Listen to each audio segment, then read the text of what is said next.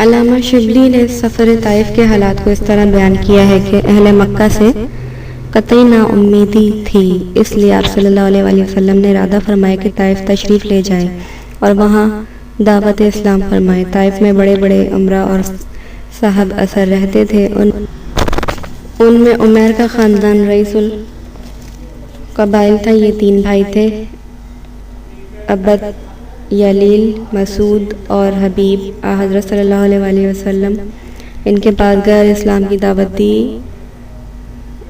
ان تینوں نے جو جواب دیے وہ نہایت عبرت انگیز تھے۔ ایک نے کہا کہ اگر آپ صلی اللہ علیہ وسلم کو خدا نے پیغمبر بنا کر بھیجا ہے تو کعبے کا پردہ عظمت چاک کر دیا ہے۔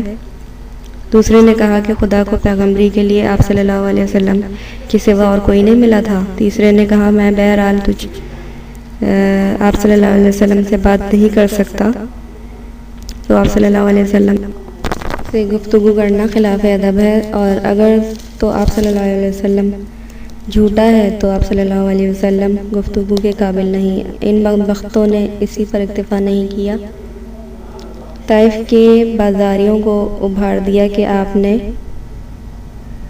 ہنسی اڑائی۔ شہر کے اوباش ہر طرف سے ٹوٹ پڑے۔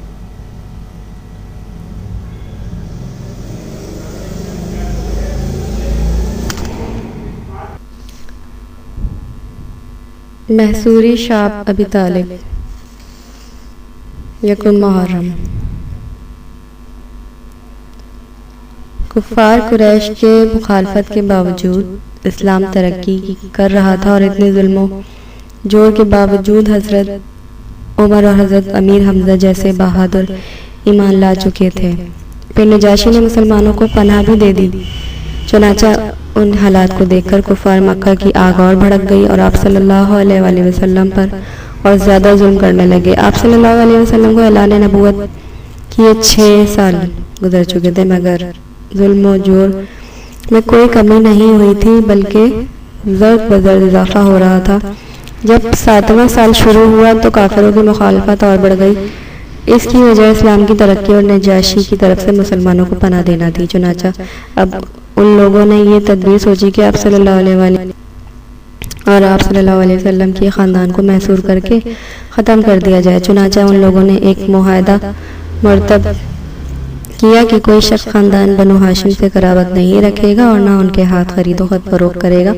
اگر جناب ابو طالب نے محمد صلی اللہ علیہ وسلم کو ہمارے حوالے نہیں کیا، چنانچہ وہ لوگ جناب ابو طالب کے پاس آئے اور کہا کہ آپ اپنے بھتیجوں کو ہمارے حوالے کر دیجئے، کیونکہ وہ ہمارے بتوں کو برا بھلا کہتے ہیں، ہمارے مذہب کے خلاف آواز بلند کر رہے ہیں، ہم ان کو قتل کر دیں گے۔ حضرت ابو طالب نے ان لوگوں کو جواب دیا کہ میں تم لوگوں کی دھمکیوں میں نہیں آؤں گا اور نہ محمد صلی اللہ علیہ وسلم کو تمہارے حوالے کر سکتا ہوں۔ جناب ابو طالب کا اعلان سن کر کفار مکہ بگڑ گئے اور قریش نے بنی ہاشم کا بائیکاٹ کر دیا۔ مجبوراً آپ لوگ پہاڑ کی گھاٹی شعب ابی طالب میں پناہ گزیر ہو گئے تاکہ رات کو قتل و غارت کی فکر سے آزاد ہو کر سو سکیں۔ اس قید و بند نے بنی ہاشم کو بڑی مصیبت میں مبتلا کر دیا تھا۔ بچے بھوک اور پیاس سے اتنا روتے کہ آس پاس کے رہنے والوں کی نیندیں تک اڑ جاتی۔ روایتوں میں ہے کہ جو صحابہ کرام کی زبان سے مذکور ہے کہ تلا درخت کا نام کی پتیاں کھا کھا کر بسر کرتے تھے۔ حضرت سعد بن وقاص کا بیان ہے کہ ایک دفعہ رات کو سوکھا ہوا چمڑا ہاتھ آ گیا، میں نے اس کو پانی میں دھویا، پھر آگ پر بھونا اور پانی میں ملا کر کھایا۔ ابن سعد نے روایت کی ہے کہ بچے جب بھوک سے روتے تھے تو باہر آواز آتی تھی، قریش سن سن کر خوش ہوتے تھے، لیکن بعض رحم دلوں کو ترس بھی آتا تھا۔ ایک دن حکیم بن حزام جو حضرت خدیجہ کا بھتیجا تھا، تھوڑے سے گیہوں اپنے غلام کے ہاتھ حضرت خدیجہ کے پاس بھیجے۔ راہ میں ابو جہل نے دیکھ لیا اور چھین لینا چاہا۔ اتفاق سے ابو النبر کہیں سے آ گیا، اگرچہ وہ کافر تھا لیکن اس کو رحم آیا اور کہا کہ ایک شخص اپنی پھوپھی کو کچھ کھانے پینے کے لیے بھیجتا ہے تو کیوں روکتا ہے؟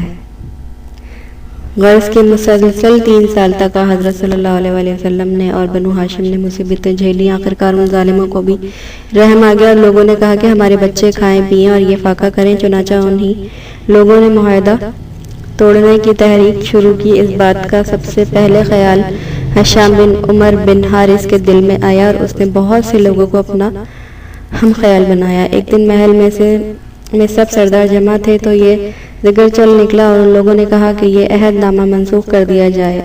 ابو جہل نے فوراً کہا یہ کیسے ممکن ہے، تم لوگ کیوں مذاق کرتے ہو، کہیں عہد نامے بھی منسوخ ہوتے ہیں؟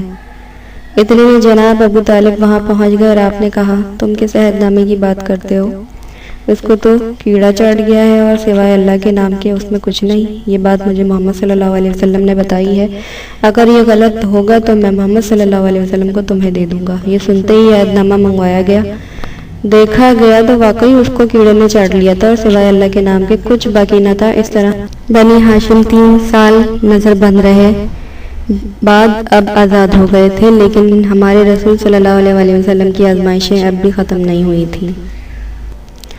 حضرت ابو طالب اور حضرت خدیجہ کی وفات کا واقعہ حضرت صلی اللہ علیہ وسلم اور خاندان بنو ہاشم مسلسل 3 سال تک